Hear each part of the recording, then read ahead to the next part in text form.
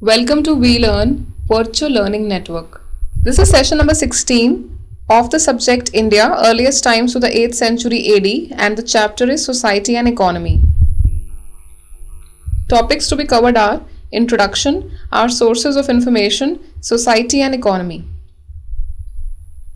Introduction says, the later Vedic society seems to reflect a shift to a new geographical region, that is upper and middle Ganga valley, as well as consolidation of agrarian economy. So the later Vedic society that has a shift towards a new region of geography, that is consolidation of agrarian economy as well as upper and middle Ganga valley. The appearance of rulers and others who enjoyed shares of wealth produced by society without producing any wealth themselves, and institutionalized inequality in society. The institutionalization of inequality meant the emergence of state and the state apparatus. So the apparatus of the state was institutionalized and inequality was the norm. People were not considered equal. And others who enjoyed shares of wealth produced by the society without producing any wealth, they institutionalized inequality.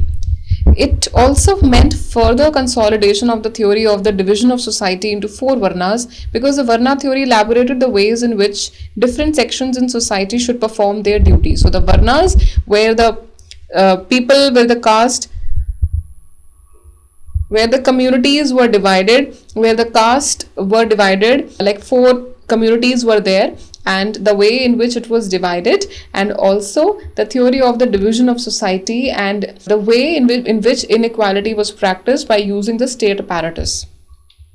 Our sources of information. There are many Brahmanical texts meant to instruct people in the performance of day-to-day rites and rituals. They are called Griha Sutras, Stot Sutras, and Dharma Sutras. Among these manuals, some texts like those of Apastamb belong to this period. The grammar of Panini provides brief references to many communities in those times. And these were the sources of information, Brahmanical texts, in which a lot of instructions on day-to-day rites and rituals are mentioned, and various sutras are also mentioned here. Society. Kshatriyas. The Kshatriyas appear to be the most visible and powerful section of society in the contemporary literature. Buddha and Mahavira belong to this group. In the Brahmanical text, the Kshatriyas have been equated with a warrior caste. This is the second highest caste in the Varna order.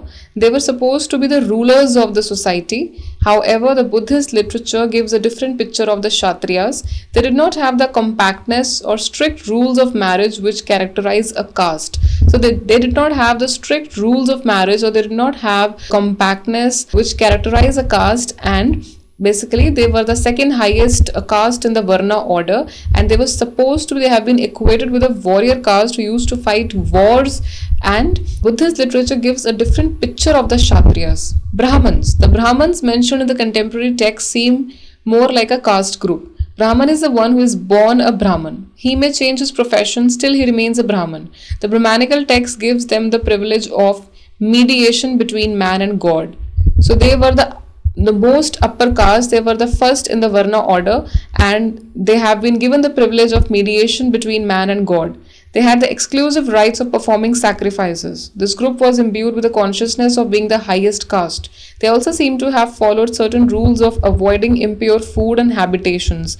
So they were also given the habit of avoiding the impure food and habitations, and they were supposed to be the highest caste, and they had the exclusive rights also of performing sacrifices.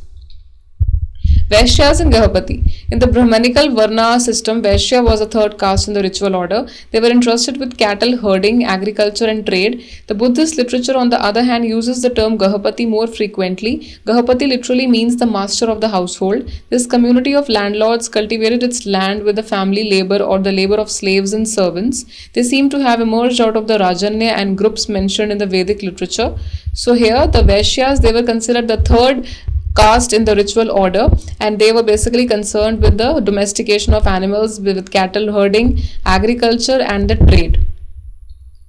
Shudras. The Shudras were the lowest caste in the Brahmanical order. Their only duty was service to the other three castes. The non-Brahmanical text gave us a picture of many oppressed and poor people who are bracketed as Shudras. The Pali literature frequently mentions dasas and karamkaras. The term Dalita is used for denoting extremely poor people who did not have anything to eat and no covering for their back. So for the first time we have references to the rich living in luxury and the poor in destitute conditions. So Shudras were the lowest caste in the Brahmanical order, and their only duty was to give service to the upper three castes, and they were termed as poor and destitute, who were bracketed in that condition, and they lived in their life in the way in poverty, and also they were the people who did not have anything to eat and not for even covering their bodies. Wandering ascetics. One very visible group in the period was of the Prabhirajakas and Saramanas. These were people who had renounced their homes. They traveled from place to place and held discussions on the meaning of life, society, and spirituality. So they renounced their homes and they traveled from one place to another. Condition of women. The changes in the economy and society of the 6th century BC also affected the condition of women. Since property was inherited from father to son, there was obsession with the need to prevent adultery. So since property was inherited, since property was given from father to son, but still there was obsession with the need to prevent any wrongdoing in that, and the changes in the economy in the society, that also affected the condition of women, and that was women were not considered equal as of men, and they were not given even the property as well as the equality rights also. Economy. Factors in the growth of food producing economy. Some of the main causative factors which seem to have influenced agricultural growth were as follows. The crucial role of iron implements in clearing the thick vegetation cover of the Ganga plains from about 600 BC onwards. What further distinguishes the force of production in the age of Buddha from those in later Vedic times is the beginning of paddy transplantation. The rice producing economy was supplemented by domestication and hunting of animals. And also the rice producing economy, that was also supplemented by domestication, and the hunting of animals. And what further distinguishes the force of production in the age of Buddha was the beginning of paddy transplantation.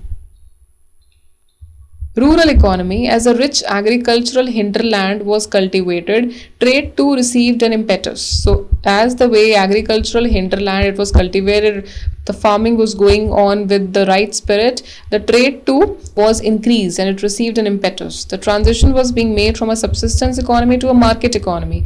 So from now a subsistence economy, it was changed to the market economy, where the selling and buying of goods and commodities take place. The introduction of coinage facilitated this development, and coins were also developed. It led to greater mobility, accelerated trade and commerce, and facilitated intercourse over a vast area, which resulted in the growth of a complex rural and urban economic system.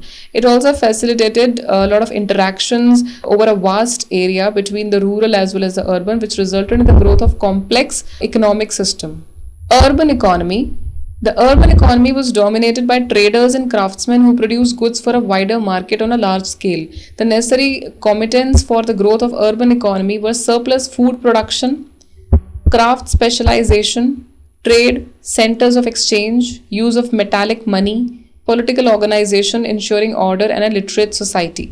So urban economy, that was characterized by the traders and craftsmen who produced goods and services, goods and commodities for a wider market, and that too on a larger scale. And the surplus food production was there. The food was produced in surplus. There was craft specialization. Everybody was given the task according to the work or according to the job in which he or she was specialized. And trade got increased, commercial trade got increased. There were centers of exchange which were built, and metallic money used to be there which was used. There was political organization, there was law and order. There were various political organizations that ensured law and order in society, and where people could live peacefully. So there were a lot of activities happening in the urban economy. Basically, it got urbanized. The urban economy revolved around two important features. Firstly, industry with a large number of professionals and craftsmen. Secondly, trade, both internal and external. So internally as well as externally, internally within the country and externally outside the country with different countries and states, the trade happened.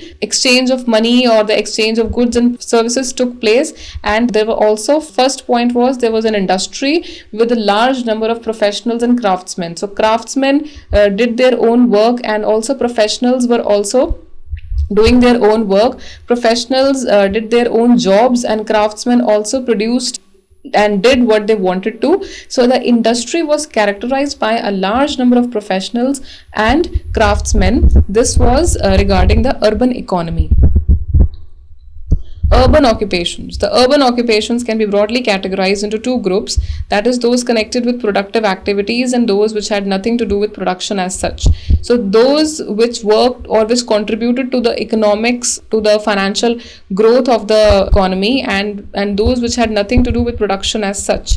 The second group, which was mainly composed of administrative officials, had hardly any direct impact on the urban economy. The administrative officials, they did their own work related to the administration and the way an organization had to be there.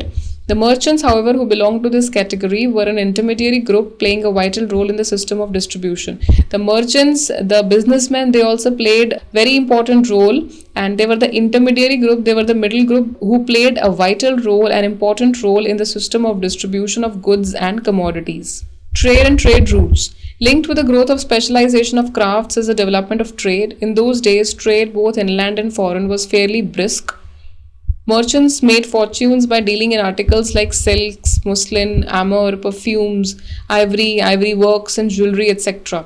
They traveled long distances up and down the great rivers of the country and even undertook coastal voyages to Burma and Sri Lanka, from Tamluk in the east and from Broach in the west. Inland, the traders followed certain well-established routes. So there were special trade routes which were followed by the merchants, and they made fortunes by dealing in articles, silk, amber, perfumes, ivory, jewelry, and they traveled to long distances up and down the great rivers, and they also took coastal voyages, and they followed well-established routes as well. So there, with the development of craft, also developed the trade, and it was quite quick.